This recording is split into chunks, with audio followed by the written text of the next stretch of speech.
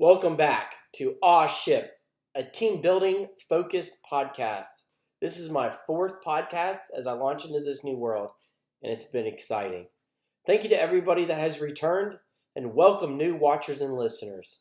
The feedback from my first three podcasts has been great. Please keep it up, and thank you in advance. Any feedback is welcome. This is the only way I'm going to be able to make this more enjoyable and usable for you, the viewer and listener, if you're listening to it versus viewing it.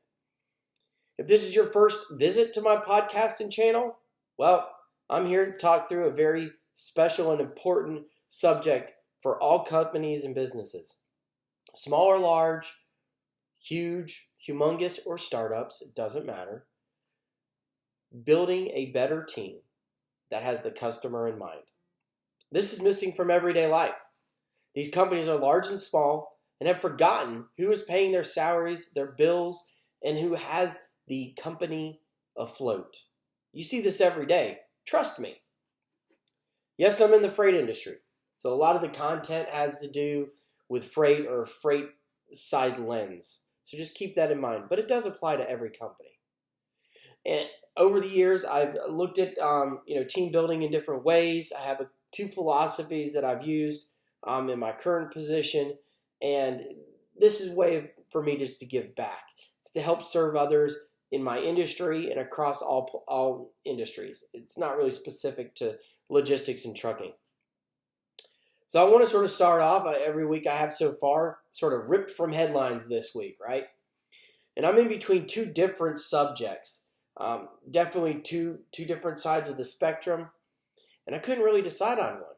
So let's just start out, right? Let's start out with the first one.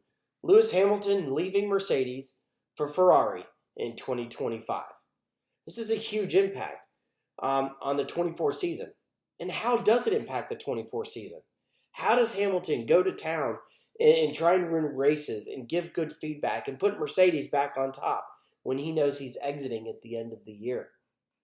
I don't honestly like how some of these contracts work in motorsports. We see the same thing in NASCAR, IndyCar, and some of the other international motorsport platforms. But I really do hope that Mercedes can put a competitive car on the track and not be, quote unquote, a lame duck, as we see in our political spectrum here in the U.S. The other one is a little sombering. It's the loss of 3 American soldiers' lives. All 3 were from the state of Georgia. So it's definitely close to home. I didn't know any of them. None of the towns are close to where I live, but my thoughts and prayers go out to their families. It is important that we think about this. Think about the military. Think about the way that they are a close-knit family. In good times and in bad times, they rally around each other. It is pretty important in our American lives, but think about those families. They have heart. Think of that. It takes an individual to get into the military. Their heart gives them the motivation to go into the line of fire. Also, you can look at this as also a step further, looking at first responders as well. I'm a full-blooded American, and you don't mess with us. But if you do, you will not see us break. You will not see us back down. We will flex and become stronger as a united team. To be an American is also about heart, right here. It is how you care for each other in our way of life. Now, if you think about it, the military and F1 racing. The military and your unit, your division, you're all part of a team. In racing, you're part of a team. Now, you might have another driver on your team, like in Formula One, either has 2 or 3 drivers on most teams. But it's still about team. But what motivates you? And that's sort of where I want to jump in today. Motivation. It's also sort of a touchy subject because everybody has their own way of motivating themselves, their own way of being influenced. But let's look for a minute at sort of how that's defined. Just motivation. So here we go. The reason or reasons one has for acting or behaving in a particular way. The general desire or willingness of someone to do something. The internal state that propels individuals to engage in good directive behavior. Now, different, right? This is about a podcast about teams. And I just talked about all of a bunch of I things. And I've said it before. There's no I in team. But here we go. So now let's look at the team motivation and how it could be defined. A team that gives an absolute best effort. The level of commitment, drive, creativity, commitment that your team has with them to work together every day. The practice of encouraging and inspiring a group to work towards a shared goal. So jump back to the headlines. If you are in the military and you're in a unit, you're part of a team. Each of you have individual items that you have to do. If you're, and I don't know much about different parts of the military. I was not in the military myself. But everybody does something different. You have your expertise. The SEALs, as we know, are a close-knit group that communicate, train, do different things, and they work as a team. They have a common goal. They have a mission. Take Mercedes and Ferrari in F1. Those two teams have two drivers. Those two drivers have pit crews, which typically are the same crew, and they have one sort of boss. So it's all to the common goal of getting as many points as they can and winning races. But they all have their each individual jobs. The left tire person is different than the right tire person for changing them because they got to do the left and the right. The SEAL team might have one individual that's into explosives and another one that is into more technology and computers and navigation. So everybody has their different roles. Let me combine those definitions that I said earlier. Here's how I would define them in my own words. So a team is made up of people. People are motivated about themselves. But as a team, the right members can feed off each other and put together the best product, best service, or best support. The team needs heart for the other team members and those processes that leads over to your customers. It's very important. Heart. Heart is going to be sort of a theme throughout this I'm going to talk about, because when you're building a team, you really need the end goal in sight. So if you're a member of a SEAL team, member of an F1 team, member of a customer service team, member of a dispatch team, excuse me, member of whatever it might be, you have an individual goal, or I'm sorry, not goal. You have an individual job to get somewhere with your team. Okay? When building your team, you need to think about this. Then place the members together that work and cultivate an environment that creates a hot button for growth, for the team to grow. Said it before, said it earlier in this podcast, I said it in a couple of the other ones. There's no I in team. But yes, there might be. Only in the case that I wins when the team wins. There is still no I in team. But the team wins, the team loses. If each individual person does their job, at the end of the day, the team wins. They get on the podium. They get to spray champagne on themselves. If you're an Indy car, you dump bottles of milk on yourself for the Indy 500. It's just very interesting, the different ways that you can just think about teams when it comes to that. Here are some stats that I pulled in preparation for this podcast today. Motivated and engaged employees are 41% more likely to show up to work. It's huge. 41%. Resulting in 17% rise in productivity. Business productivity increases 31% when employees say they are happy. 46% of all U.S. workers choose to leave a role because they felt unappreciated. Now that appreciation could be different things. It could be I'm not paid enough. But A lot of it has to do with that team structure, that departmental structure. How do they get along? And so that leads me to where I'm going next. How do you motivate your team? I certainly do not have the secret sauce, but I do believe I have 3 keys that can help you and that you should look for and look at yourself at. So number 1 is look at yourself. How do you work as a leader or manager with the team? Are you a micromanager? Are you a supporter? Or do you just take over? I've been guilty of a little bit of all those. But I try and be a supporter. That is probably the best thing you can think of. Micromanager, you're not going to get anywhere. A lot of people resent that. And if you take over a situation when it's bad, then your employees that work underneath you, your coworkers, your team members, they're not able to show and shine where they need to. Team interaction and chemistry is number 2. Think about that. Everybody has to get along. Number 3, team buy-in. Are they all about the team? Again, that goes back to you win as a team, you lose as a team. Building a team is also different or difficult to maintain it at times. What do I mean? All right, so if you are small, that team is small.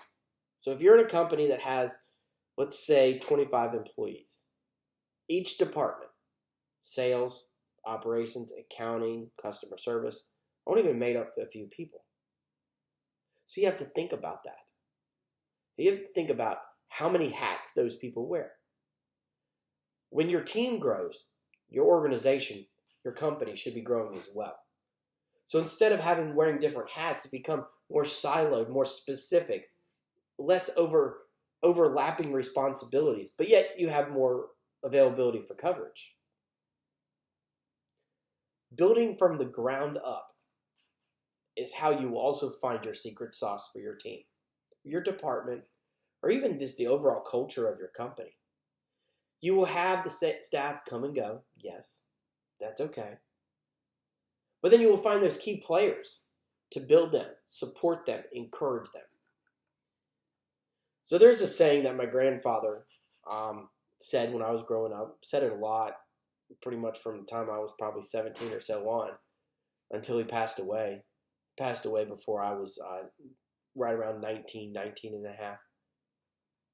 But you dress for the job you want, not the job you have. Not sure where he got it from. I mean, honestly, I don't know. But if you Google it, there's a ton of memes and GIFs and funny little snippets on YouTube. But the concept can be applied in different ways. No matter where you are, no matter where your company is, or your career, you should show your leadership as a benchmark to others. This is true for anyone on any team. You have your manager, top end. You're a team lead, top end. You're a supervisor, top end. You're a director or vice president or president, CFO, COO, president of the board. You can go all over the place. All over the place. You show leadership and you support. Within your team, this is key. It is not just, like I just said, it's not the team lead, not the supervisor manager, but it's how you as a member work to help the others in success and build them up and, just get behind them.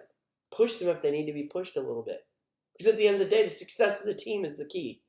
The success of the team is the key. If you are a successful team, you will put a product. If you're in accounting, right? Your product is the fact you're pushing out invoices that are accurate and you're receiving payments and posting them with customers' accounts in a timely manner. So that's your product.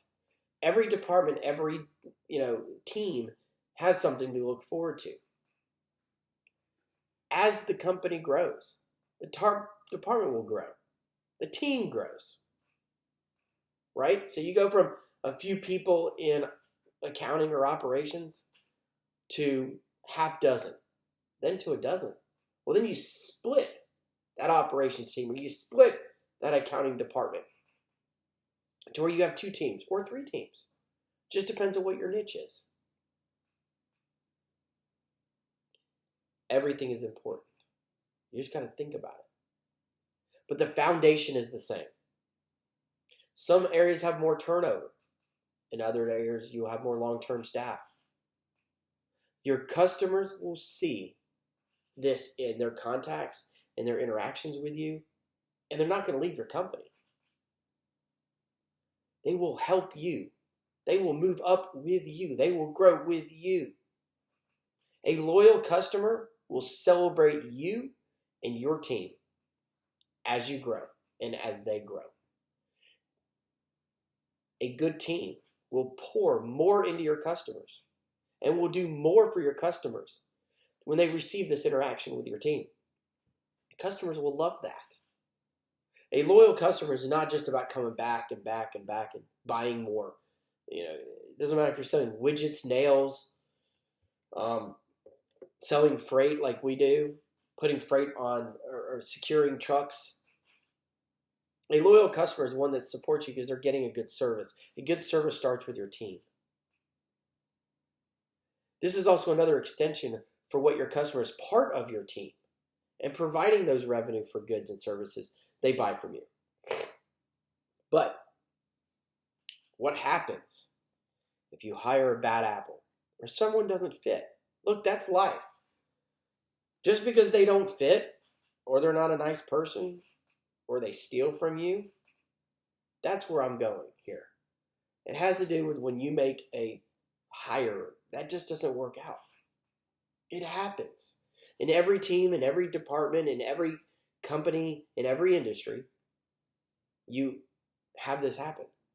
Sometimes you grind through with these employees until there's another position opens that better fits them in your company. I actually benefited from this in my career. It's not that they are a bad person or a team member, but the job fit is not right. They might have a culture fit to your company, just not a position fit. You can do all the hiring tests during the interview process. You can coach them within the role, but sometimes, just sometimes, it's a bad fit. But yet, another department might be perfect for them. There's nothing wrong with it. If your team is working together, everybody will work to help that person in that grind. They will grind and help that person. Key is, the person might not be fit for a role, but they're trying. They're showing up every day. They're communicating. And they want to learn. There's just something else about the role that they're just not doing very good at. But again, if your team is about team, they're going to see that person. They're going to lift that person up. But it is a two-way street. Just want to make sure that is clear. Sometimes you do have to part ways with team members, either by letting them go or them leaving you. You can learn so much when this happens. Ask questions. Have an exit interview or questionnaire. I've seen most, not that I've seen, but in a visual sense, but over my years in organizations that I've been in, that is pivotal. Their answers can hurt you. They can be very pointed, sort of like daggers that go in and turn it. But it can be crazy. It can be slanted. But the team will grow from it if you take all that context. I've been guilty of the pointed and slanted side. But I learned a couple years after that, when I left that organization, that actually helped that manager, and due to their own changes, moved up with a promotion. And still today, they're with that organization, and they've done a great job. All in all, keep an open mind as you build your team. You can't be narrow-minded. Your customers depend on your team. So the more and more that you keep thinking about things and you keep putting teams together and thinking about personalities, thinking about management styles, also think about just the environment in which you work in, the setup in the office, where the desks are. Are they cubicles? Are they workstations? Or is it just one long table with a bunch of computers sitting on it, meaning workstations? That can play a pivotal role too into someone's attitude. Make sure that you're during the interview process, that you're showing them the work environment. If they are unsettled, you're going to see that during the interview process. If you still offer them the job and they still accept the job, they're not going to be a perfect niche to your team. But your teams still rally around them. Think about it. We see it every day in professional sports. More than anything in baseball, I would say. There's more trading of baseball players than I think football or basketball or hockey. Right? They have a contract. They're with a team. Their team's either doing really, really well or really, really bad. That player is either A, struggling or is a star. Because they're a star, they might be traded away because the team might not be performing as well. Well, you don't have an idea where you're going. In a lot of cases, you're not even part of that discussion. You just find out you've been traded. So when you walk into that new clubhouse, that new team, whole new group of people you don't know of, you have to be able to rally around each other regardless of the situation, regardless of the environment. If you really harness the power of your team, your customers will love you. Your customers will support you. And even when you do something wrong that might cause issues, they're going to honestly come back and communicate with you. Now, in my business, a customer can leave for price. It's sort of cutthroat in the LTL and truckload brokerage world of transportation. But if they know you have a good team and they know that you are supporting them, they're going to go to that cheaper option.